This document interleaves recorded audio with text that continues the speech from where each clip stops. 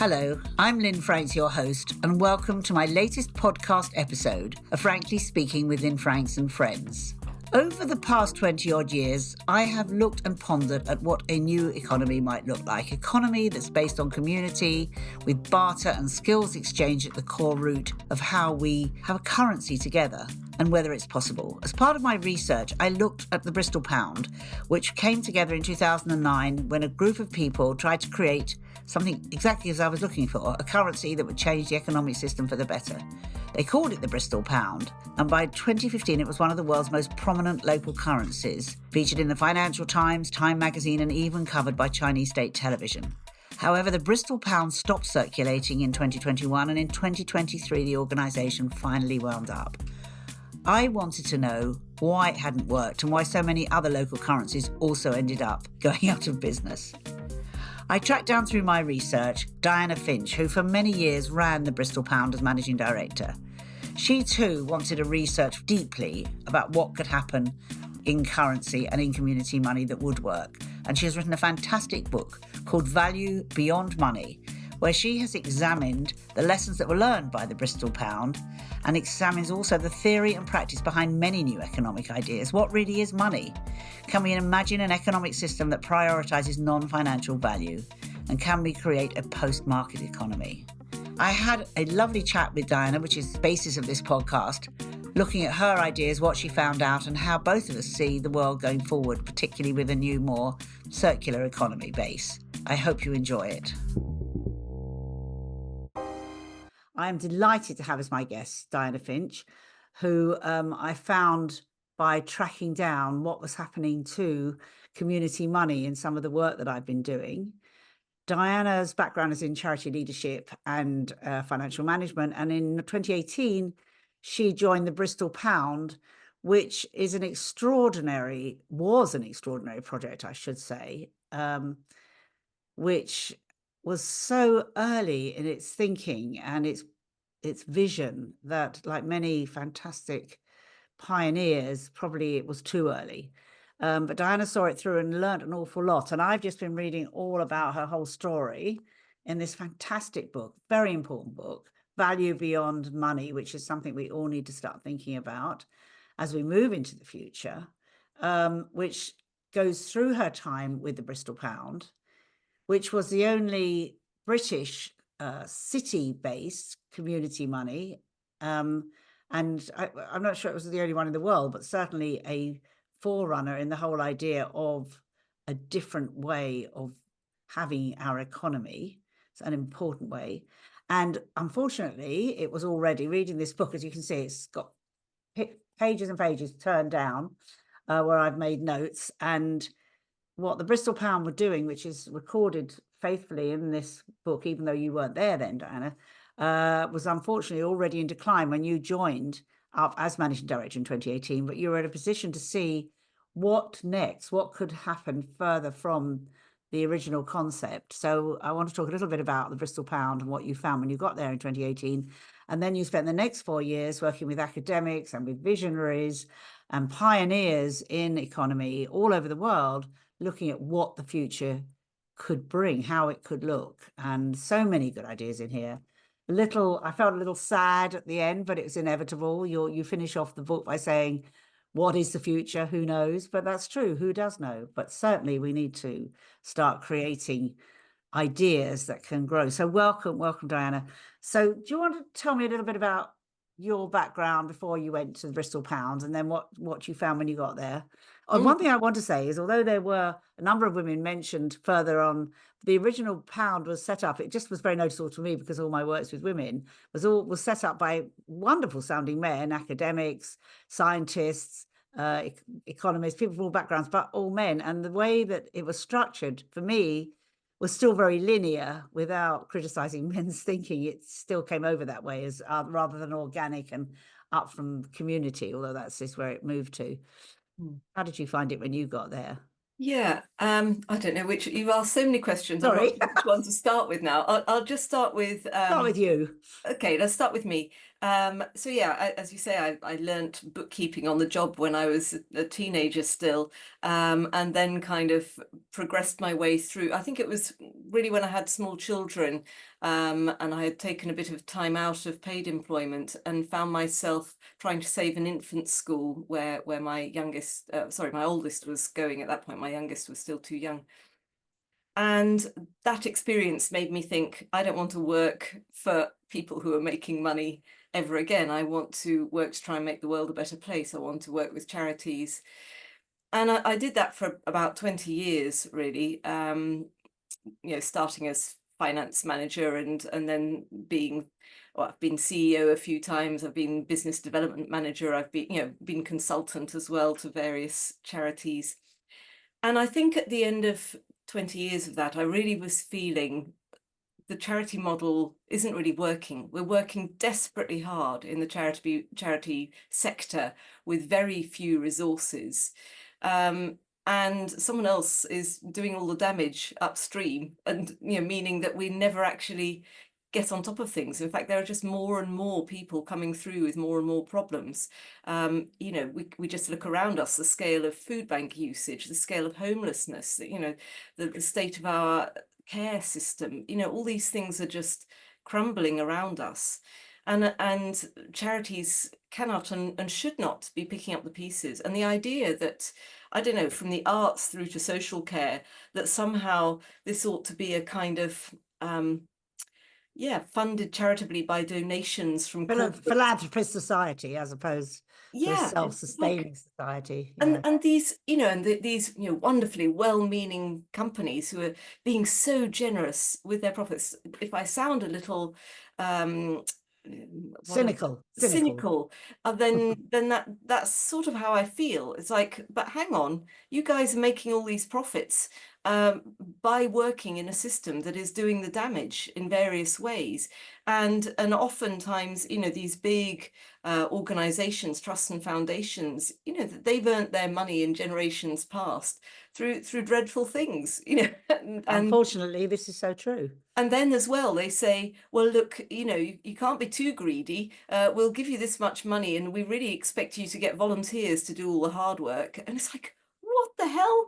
Why should volunteers be doing, and it's not appropriate. I mean, no one goes into the charity sector to get rich. Let me just say that. I mean, I guess at the top of, the big global charities, the salaries are high, but in your typical little charity in your local area running, I don't know, mental health services, these people are not earning loads of money. They're earning less than in the public sector and the private sector, and they're not getting the kind of benefits that go with public sector work. Usually in the public sector, you get decent pensions and decent sick pay and all of that kind of thing. Like, all of that is missing from the charity sector.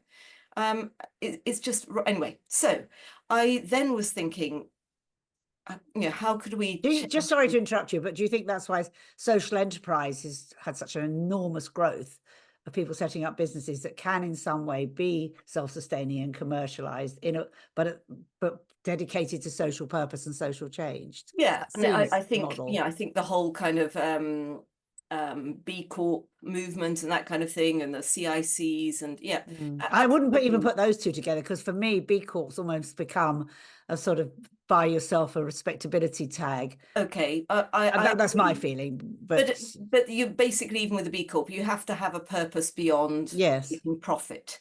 And I guess, if you're thinking about businesses that put another purpose before profit, because every other company, every other normal company, their number one duty is to make make money for profits for their shareholders. shareholders, sure. And let's be honest about profits.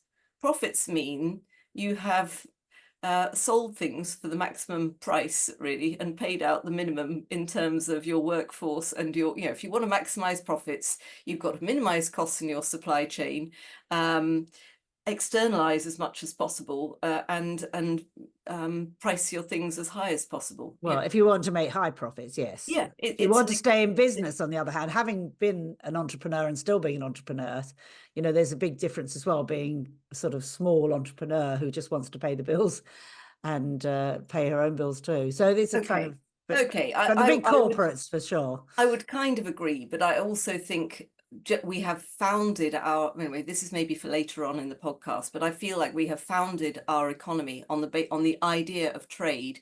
And the idea of trade, if we take that Sure. as a starting point, you have to Yes, make profit, otherwise how do you get to eat, right? How do you get to pay exactly. your bills? And I'm just not sure about that entire model. That's where I've got to with my thinking, but Well, that's, it's capitalism, isn't it? Yeah. Is there a different model? And yeah, what does that model look what like? And would it look like exactly? And I don't quite know what it looks like, but I think there is, and I guess, yeah, so that's a bit of a spoiler really for later on in the in this interview. So so that's how I came to this, just thinking how could we do something upstream. When I came across the job at the Bristol Pound, I thought, well, that's very interesting actually. That maybe is the kind of work I should be doing, because I think it's the economy that is creating all the problems. So if I could work in the alternative economy and thinking about how we make the economy different in some tangible way, maybe that's how we avoid some of the problems. And so, yeah, you're right. The Bristol Pound was founded basically by five guys with very varying backgrounds. Um, and it's sort of no surprise. I think where I get to on this is that if you're going to be, you know, to set up something like a local currency system, one, you've got to be in a kind of position where you can afford to put in a lot of spare time, into doing things. And on the whole, women are very busy, but especially if they've got a family, and it's very difficult to find that time to do it. So one, it's about time. Two, it's about an educational level where you're kind of able to think systemically and imagine things and kind of, so there's a kind of an education thing. Three, there's something about having the ballsiness to say, hey, I've got the right to try and change this system. And again, I think women are not very good at that kind of. I've got to interject because it's very interesting on the levels that we're talking about. Because when economies in different societies break down, whether it's due to war or environment, I'm not talking about the UK here, I'm talking in various places that I've studied, it's always the women that start a small localized barter economy where it's literally swapping chickens' eggs for getting a new tire for the car. It's the women that are very naturally users of barter. And that's where I think we will be talking about blockchain a little later, which is a very natural, if we can get our heads around it, a very natural feminine way of doing things. And Yeah. I think sometimes because men's thinking on the whole, and I shouldn't be generalizing with gender, I'm aware of that, but if one does be excused on that basis, it's men tend to sort of think the bigger picture. You talk about the ballsy side of things, and sometimes it overcomplicates, whereas women are literally, I mean, in Palestine, Gaza, before the horrors of what's going on now, it was very much starting again with the women having their doorways becoming little cupboards where they would manage to get food, which they would sell or exchange with other women. In Greece, when the economy broke down a few years ago, it was the women that started it there. In East Timor, of all places, that was where they had horrific things going on, I don't know, 15, 20 years ago, it was the women. So it's a Well, different way of doing it is things. different, and I think you're right about that kind of. I mean, again, yeah, I agree. We shouldn't be generalizing, and obviously there are plenty of men who are more intuitive and right brain, and plenty of women who are more left brain and sort of Well, grand our current design. government for a start. Yeah, and I think, that is the case, that the examples you've given are little things where you're not doing a grand design, you just do something in your doorway or whatever it is, and talk to some other women, and then it starts to happen. Whereas this was a very different thing. It's, let's have a grand design, let's work out all of the tech and how it's all going to work, and then we launch it, and then it's and that kind of developing a whole little system where you've kind of, it's a very left brain, if Big you've probably system, heard of Ian actually. McGilchrist with The Master and His Emissary, and he talks about the left brain and the right brain a lot. And the left brain is doing all of this kind of linear, breaking things down, and then to a certain extent building things up again in Yes, systems. it's the logical and analytic side of our Yeah. brains, men or women, and Whereas the right brain is the maybe the women creative, are a bit more intuitive, intuitive. able to Yeah. see the whole thing and not trying to design that, every last thing. They're just getting going and seeing what develops. And it's that emergent thing versus a top-down design thing. And yeah, so because this was that kind of grand design project, it's sort of not surprising to me that it was very male led. And as I say, it had those other aspects as well, you know, the ballsiness, which I think often women are not, you know, they don't feel they have the right to get up and say, right, I've decided we should be changing the system, and go and talk to the council and go and talk to, you know, it takes a lot of guts. And I think on the whole, women feel, oh, I don't really know if I know enough to, Oh, you know, absolutely. I mean, research shows that because women don't have the self confidence to go ahead and stand up and be yeah, seen, and also we have the cautiousness. That's another thing that research has shown, yeah, particularly with money. It's like, well, let's just do this slowly and carefully. I mean, yeah, it's just a yeah. different way of looking at things. Yeah. So I think that's why it's not surprising to me that it was five guys that started off the Bristol Pound. But you know, it was, and yeah, I have every respect for them. Yeah, I'm sure Of I course, wouldn't have, yes. if I had been there, I wouldn't have been one of them. Do you know what I mean? It's like it's no surprise to me that I came along in 2018. Um, and it's interesting, actually. I didn't know that it was in such a state of decline when I joined. I kind of discovered that in my first week in office. In fact, my first 2 days, I think, really. And then I thought, I know why they've hired me. They've hired me because I've turned around a few charities, and they're thinking maybe I can turn around the Bristol Pound and bring it back to its former glory. And so I always felt, you know, after the first year or so, and I'd been trying to do that, and then had to go to the board and say, look, I've looked at all the things that are going wrong, and actually, I don't think it's fixable. Um, so, you know, what do we do? What do we do next? And how do we close this down? And can we try and do something else, or should we just hang around, close up quickly, and then give the money back to the transition network, which was, you know, what our articles said we should do. And yeah, and I've dried up now because I can't remember what I was going to say next. Yes, I mean, you're basically saying what do we do next? Which, Yeah.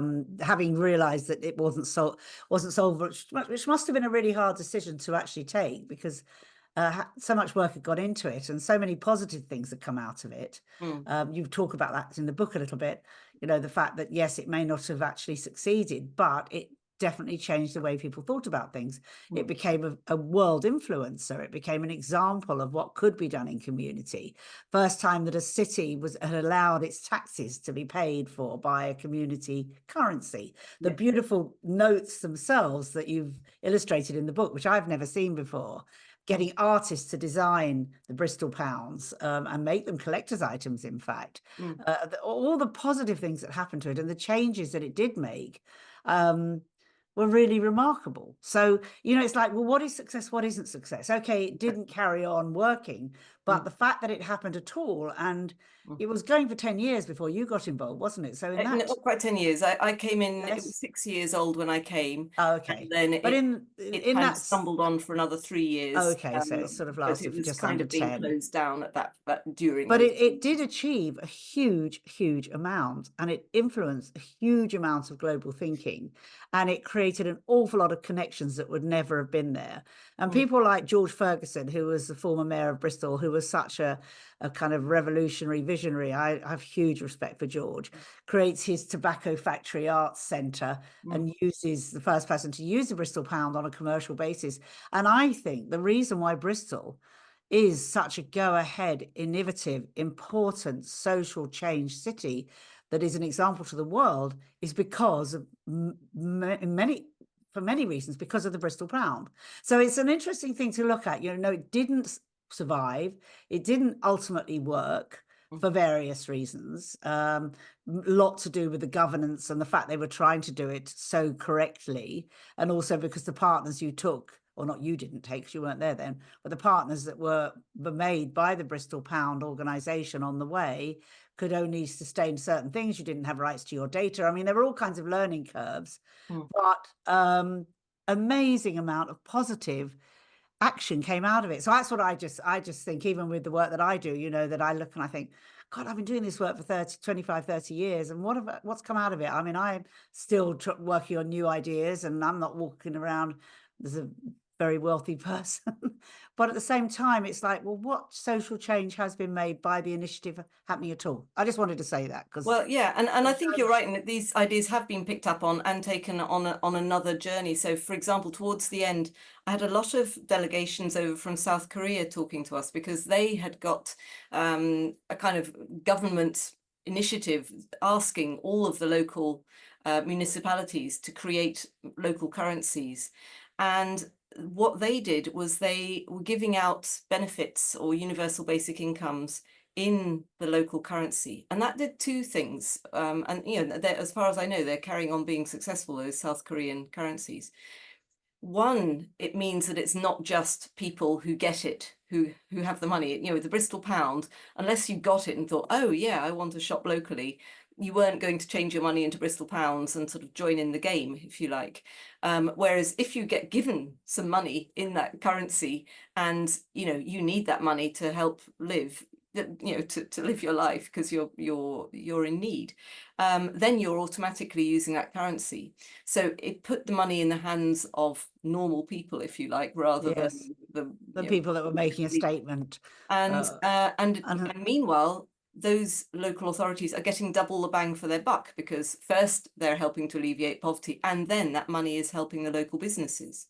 And if we think, for example, about the food bank model in the UK, we're doing this thing where we get large corporates and big farms and stuff to give their surplus food to a food bank, and then poor people come to the food bank and get the food they need.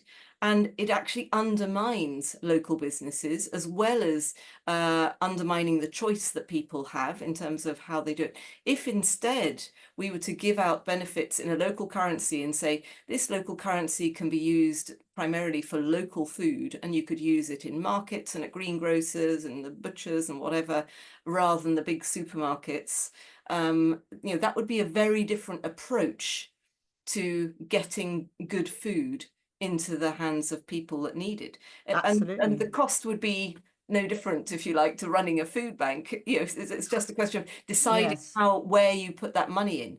And it could also, I mean, the Food Farming and Countryside Commission are also looking at this kind of thing. They've got an idea called the beetroot bond, which I'm not sure exactly how they see it working, but the way I see it working is you could be giving investment to farmers and saying, in return, you have to give these vouchers that are not printed in pounds and pence. They're printed in food.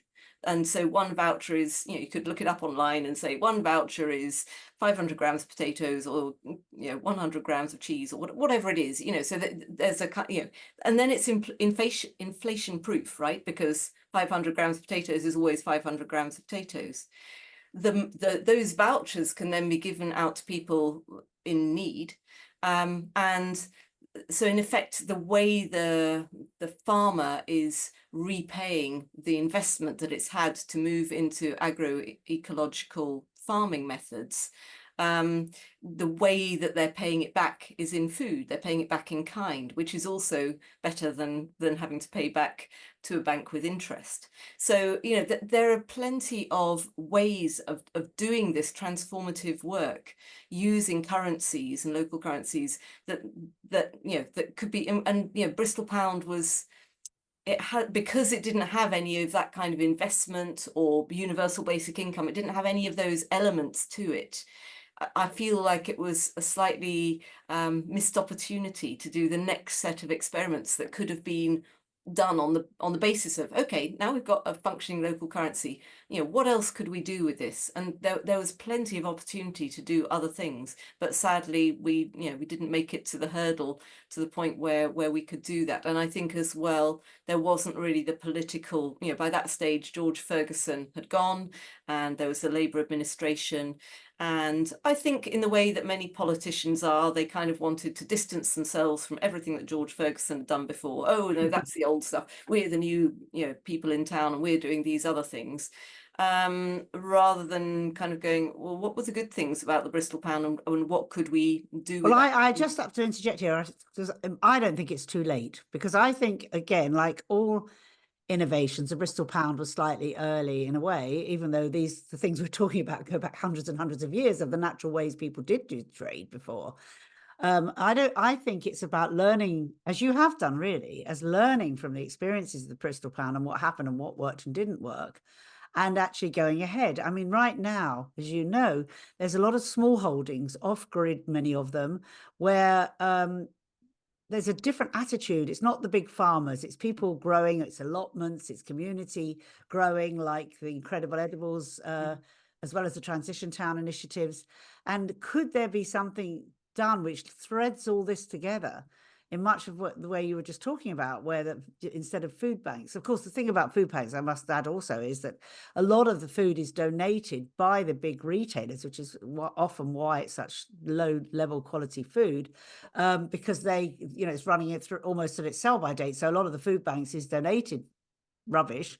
And if they were going to go to a local butcher or a local organic greengrocer or whatever it is, the food is obviously a lot more expensive.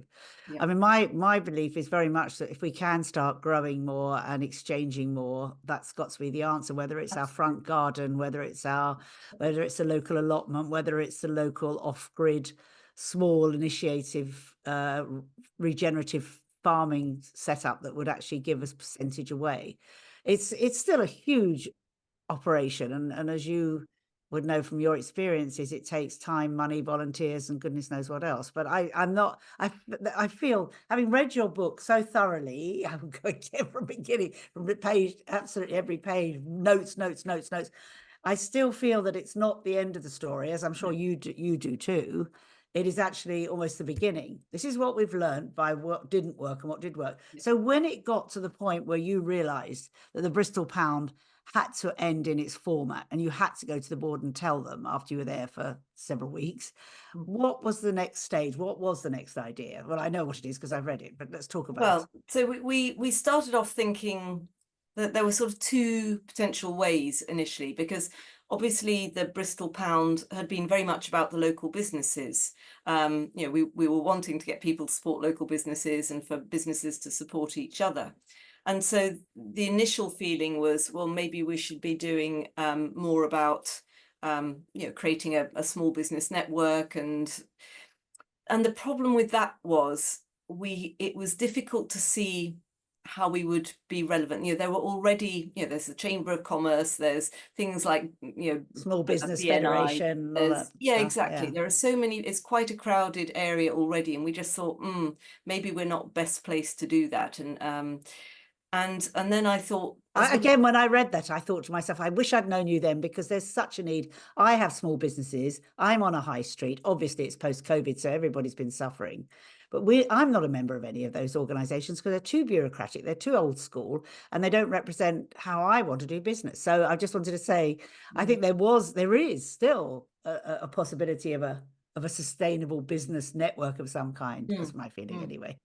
Interesting. Yeah, and that would be great. And as you say as well, maybe a place in which, so one of the things I worked on with Bath University was trying to develop a little tool for businesses to think about sustainability and their own performance, and not just in terms of, we could switch the light bulbs, but in terms of the whole business model. Like, are you trying to make loads of widgets and sell them cheap to as many people as possible, or are we trying to make the best widgets and sell them just to the people who really need them and make sure that they are repairable and replaceable, that we have, so it was thinking about business models as well as everything else, and that was an interesting piece of work. And I think for big businesses who are trying to show their performance against the SDGs and all that kind of thing, and they have time and money, whole department to focus big on PR companies like I used to have.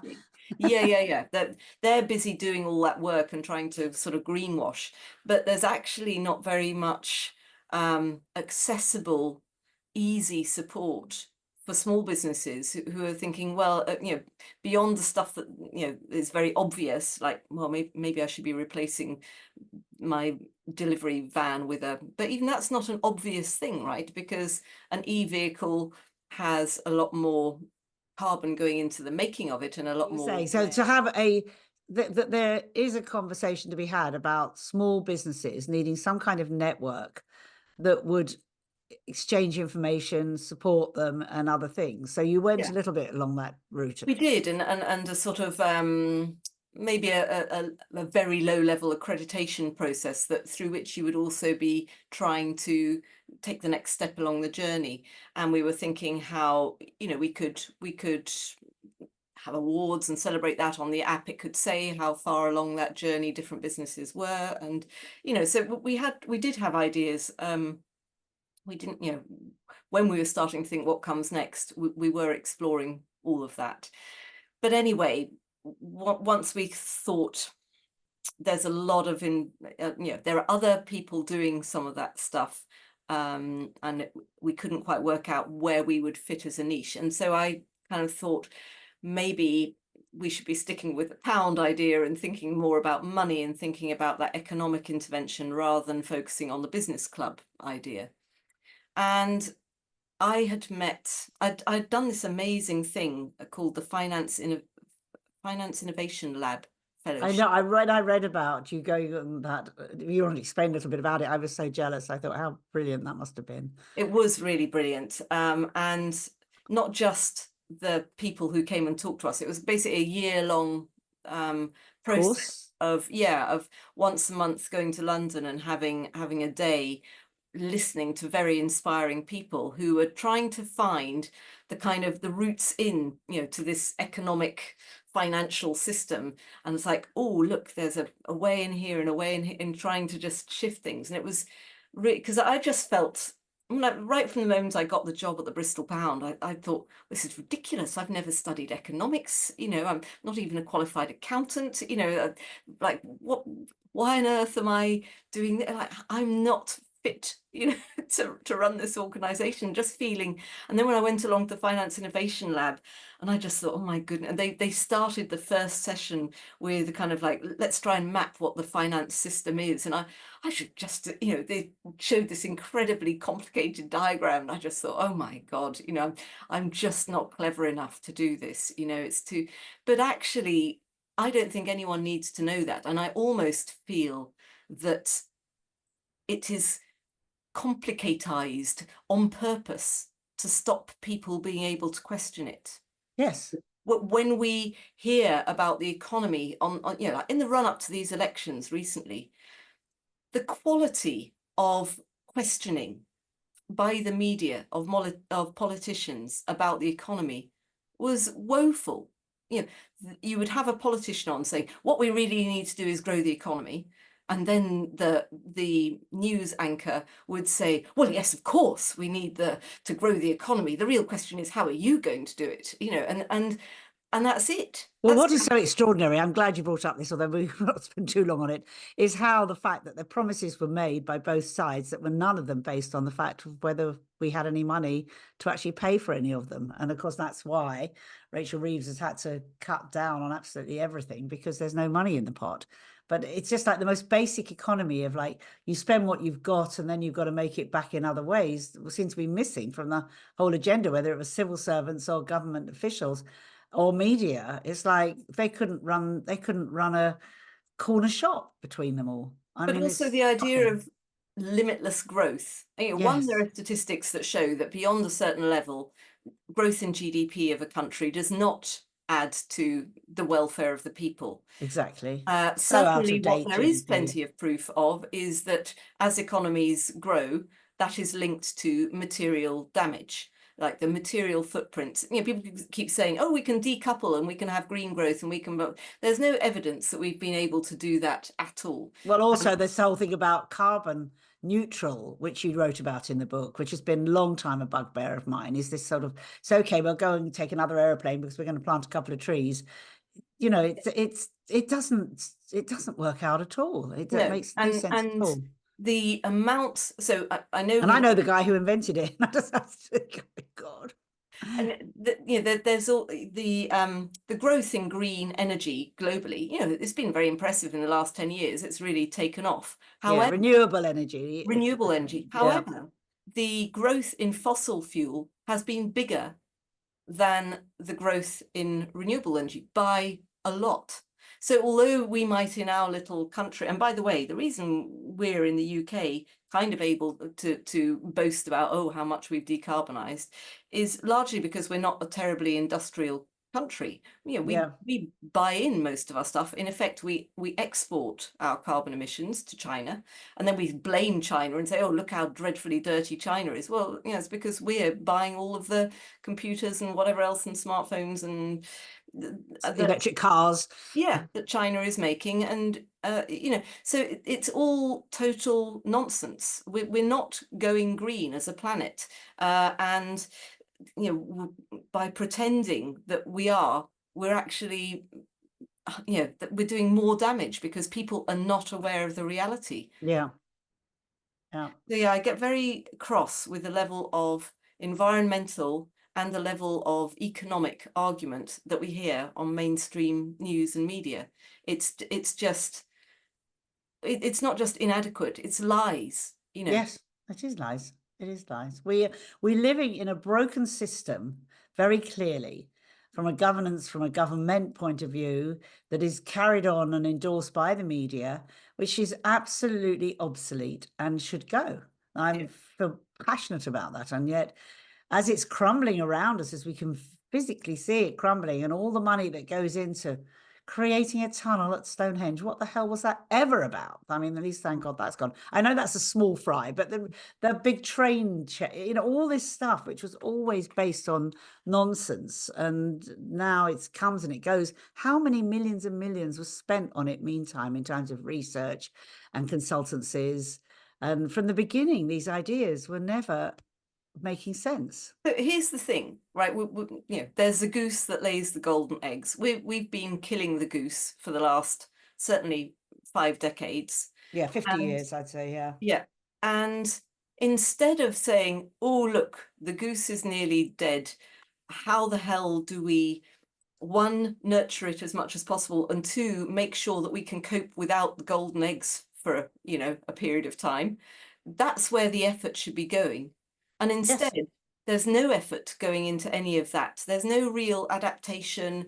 You know, how do we stop the crash? You know, how do we mitigate and just make sure that we do as best as possible and have a softer landing as possible? You know, that's where the effort needs to be going, and it's not going there at all. They're No. just going, quick, quick, let's try and get one more golden egg out of this damn goose. Yeah, short-term solutions for long-term problems Yeah. and long-term issues, which are going to have to be sorted out.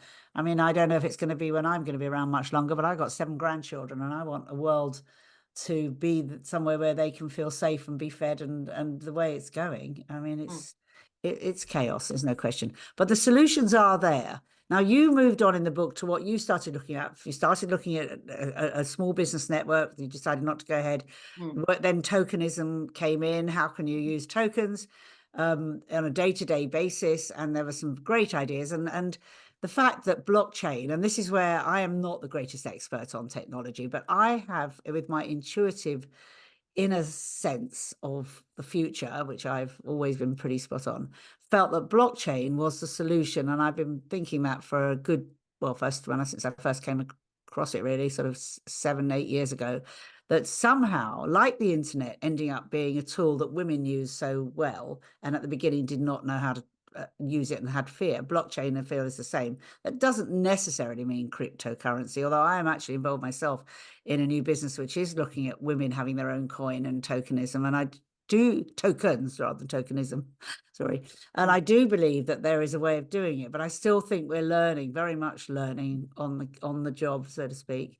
But as you've written about blockchain and how you see it and what the advantages are, would you like to explain a little bit about how you see the potential Mm. with transparency and so on? And I'd just like to say it's not necessarily just blockchain. I think there are other technologies, for Sure. example, there's holochain and I think the whole kind of Web3 thinking, DAOs and, you know, governance structures, which could be very different. It's all part of a new, you know, a new evolution of how we use IT and a different way of doing it. And the key difference is the idea of distribution, distributed ownership, distributed ledgers, distributed, you know, so that we're not reliant on someone to, you know, some organization to keep track of everything. You know, A we allow, bank. Exactly. And so the idea is that it's sometimes called a trustless system because we don't have to put trust in the bank if we're using some of these more distributed technologies. More democratic, let's say, truly democratic, Yes, I guess. in a way, it's going back to trust because you're trusting each, it's more trustworthy as a platform because there isn't some trusted authority who has all of the levers of power. So, but I feel like at the moment it's mainly been led by, and indeed that's what it's came from. I guess it came from the kind of Bitcoin approach. So it became synonymous with cryptocurrency, and cryptocurrency, I think per se, is not necessarily any better than bank money because the way those tokens are created and the value of those tokens it can be even less safe than a bank because it's even less well regulated than banks. So there may not be any actual assets backing the tokens that are on there. So, I'm not particularly, I've not invested in crypto myself, and I'm not I have a particularly. small investment because I wanted to try it out a few years ago, which I never actually ever look at, which I probably should. But interesting to see how Trump's come out very strongly behind. Have you seen all that? He's come out very strongly and behind cryptocurrency. I hadn't particularly, but Yeah, I have the to say, last few days I tend not to focus on. on American politics and Trump in Yeah. particular. But I mean, it's very, Yes. very interesting. He's jumped on that particular Mm. So bandwagon. I'm not at all convinced about cryptocurrency, but if we think of in wider terms about value, so money, including cryptocurrencies, the idea of money is that enables you to value things in a standard way in a market. So I can use money because it's fungible, it's exchangeable for anything. And so I can state the value of my house, not I have a house actually, anyway, my little flat, um, in pounds sterling, or I could in dollars. I could even state it in eggs because I know how much eggs are worth. Do you know what I mean? It's like Yeah, it makes anything there's a measure. comparable. There's a Yes, universal measure that. a Yeah, unit of account that you can use for anything. yeah. And the problem is that unit of accounts is measuring market value. It's not it's not any kind of intrinsic value, and certainly it doesn't take into account any of the externalities. And this is why a lot of people have thought, oh, well, maybe if we costed in the externalities, that would make a difference. But I don't think it does because it's still basically going to be based on market and the price that you can get for something. And if you're charging a bit more because you've bought some carbon credits, or you're charging a bit more because maybe you've actually done something helpful, like completely change your supply chain to make it a more sustainable product. Either of those things are they're equal in market terms. The price is still going to be whatever the new price is. And frankly, the carbon credit method doesn't, there's been so many scandals already about, bits of virgin forest bought up and rip out all the trees and then plant saplings Mm. and then say, hey, look, we've planted X thousand trees. And it's, what you've done is just degraded a patch of virgin forest. Anyway, never mind. That's another point.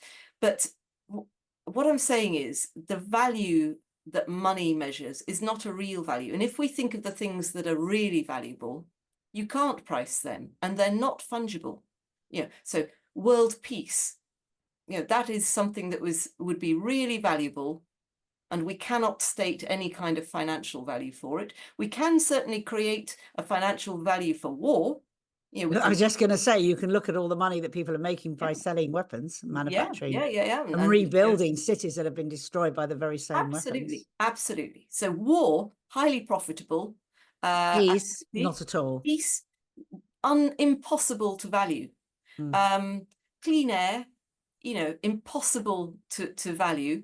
But me making my widgets and belching out fumes into the atmosphere for free, I can certainly price my widgets, and frankly, the rest is Yeah, and then one of the biggest problems I think the world has, including this country, of course, is water. water. And Yeah. what's happened to our water it's just absolutely horrific, not only to swim in, but to drink. I mean, it's Yeah, yeah. just terrible what's going on. And so So, it's but these are not fungible. I couldn't possibly find a unit of account where I say this much peace is, equals this much. equal to Yeah, this much yeah. clean water, and and actually, it doesn't really matter which I do, because as long as I've got enough that I can, buy my bread each day. It's like, what? It's like when you start realizing that money is, it just makes it's just a made up thing Exactly. It doesn't even to exist. enable market thinking. Like, if you're going to have markets, then you have to have money. A great And mentor of mine who recently passed away, Hazel Henderson, who's do you know Hazel Henderson? no. Fantastic economist, the Englishwoman, lived in America for years. She always called it a global casino, the world economy. It Mm, didn't exist anyway. It was just sort of yeah, game playing across the planet using absolutely. different things. So there's so much in here in the way of ideas and where things are going. And as I said earlier on when we started speaking, and as you say in the book, you don't know what the future is. Mm, My idea of the future, I don't know what the future is either. Who the hell does? But my idea of the future is that it is very much community led, and the leaders in that community taking those initiatives are women.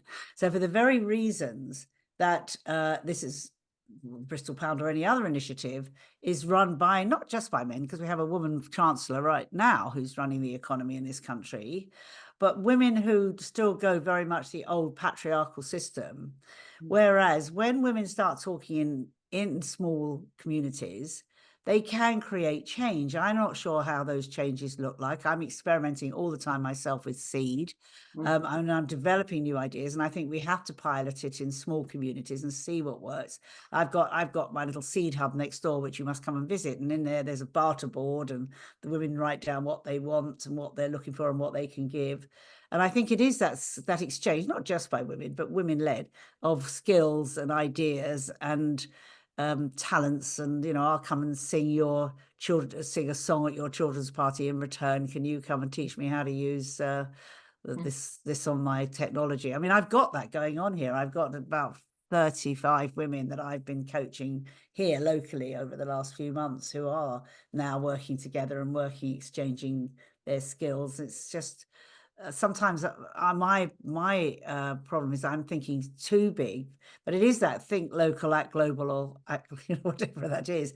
Let's experiment locally what can be done. Bristol is a huge city. You were in a way doing that, but it's huge. mm, So what could be done, in fact, in a village, in a town, and is already happening to a certain degree?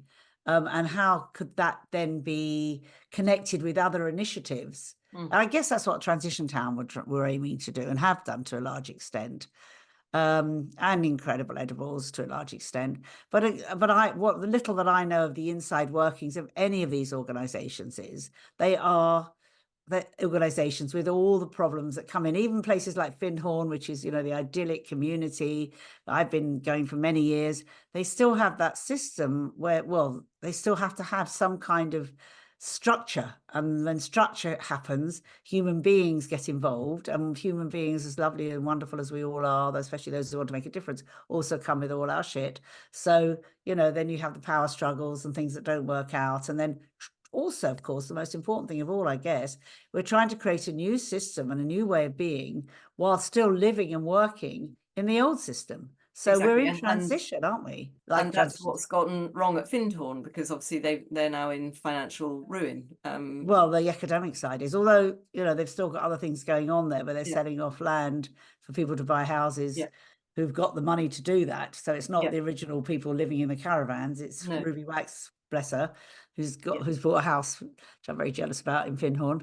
yeah. But it's yeah. How do we create change? And I think the answers are starting to be seen. They are small little initiatives happening in lots of places. You talk in the book about repair cafes, the libraries, the what do you Library of Things. the Yeah, Library of Things in Frome, which I'm a member of, where we get together in our own communities and we create all the things we don't want anymore, and we make them accessible to others.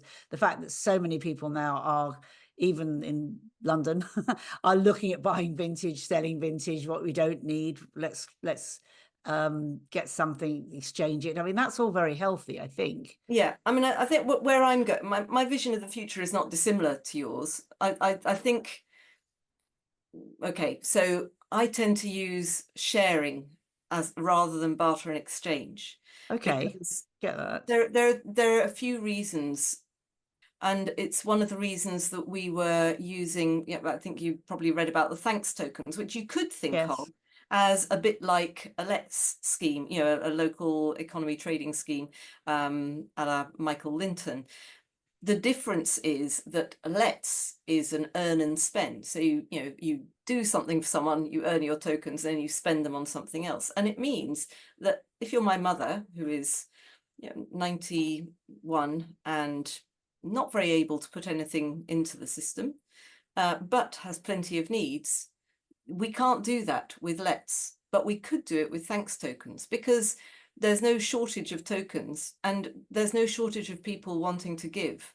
And so we don't have to think of everything as trade and exchange. We can think of it as sharing and giving, and we can recognize every act of kindness. There's no shortage of imaginary numbers that we can use to recognize kindness. There's just like there's no shortage of numbers in the money system. And frankly, when the government says there's no money, I mean, I would suggest that there's plenty of people who would disagree with you and say money is made up, governments can make their own money, Yes. and you can there is no reason to think that there's a scarcity of money, Yeah, because money absolutely. is just made Absolutely. up numbers. Exactly.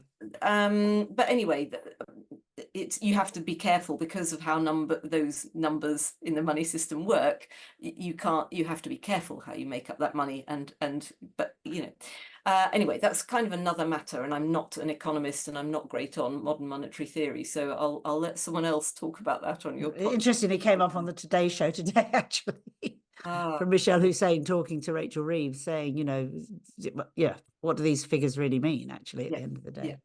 It's all meaning. But yeah, so I'm thinking of, how do we count other sorts of value? How do we make Yes, those visible so yes. that people can change or have an awareness? We were thinking of Fitbits, which have changed the world in many ways. If people who have Fitbits are, keen to recognize how many steps they've done, they're thinking about self-improvement, they're thinking about their physical health. They may be, sharing their daily stats with their friends or their family, but that's kind of minor. It's not really a competition. It's just we're trying to help each other. We support each other to be the best we can be. And we were thinking, what would a Fitbit look like where you can see your social and environmental impact? Because money doesn't tell you anything about that.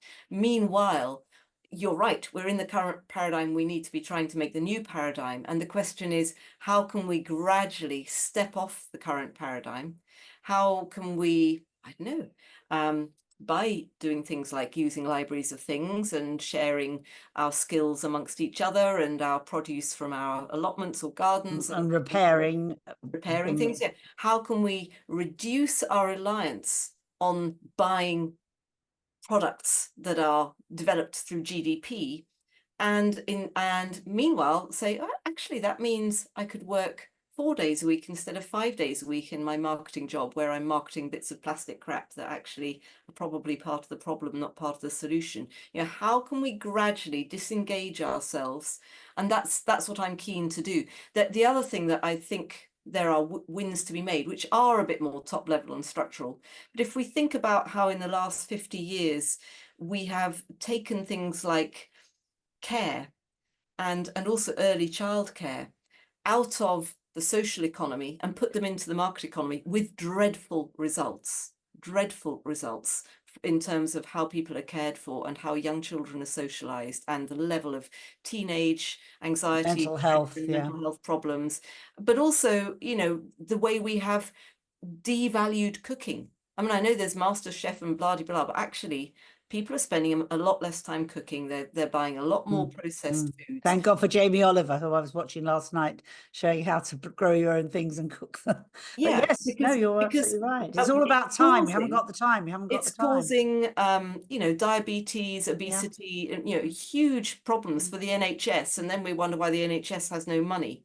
But actually, the NHS and various other social systems are having to pick up the bill for the crazy, we must grow faster and faster, work more hours, blah blah blah. Now both parents have to work full time, blah blah, and they still probably need some child credit because because wages have been so devalued. We need to try and unwind some of that and say, actually, let's put social care and early childcare, let's somehow demarketize that.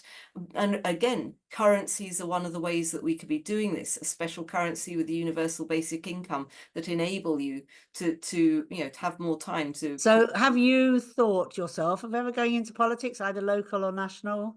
No, In any because way? I disagree completely with the The current whole system. system. I Yeah. think, the idea of representational democracy, well, representational democracy is not democracy, I No. think. It's a shame because it's the thinkers and the visionaries are the ones that don't want to go into politics, which is But on the the thing is, whole. but in the current system, even if It, those visionaries yeah. get in there, they cannot get They couldn't do elected anything. I because agree. it's a populist system. Yeah. And also the real leaves of control on the politicians The are big the big business, businesses of who are course. lobbying them the whole time. Yeah, of So no, course. it has to, we We need have to do it at the grassroots. yes, we need Well, a climate I would, this is, there's so much to say, and I would like us to carry on saying it apart from this podcast, which I think is just, I want it to get people thinking about what's really going on in the world. And as a result of the Bristol Pound, of your experiences, and we have covered some, but not all by any means, of the things that you've written about in this book. And I would really recommend,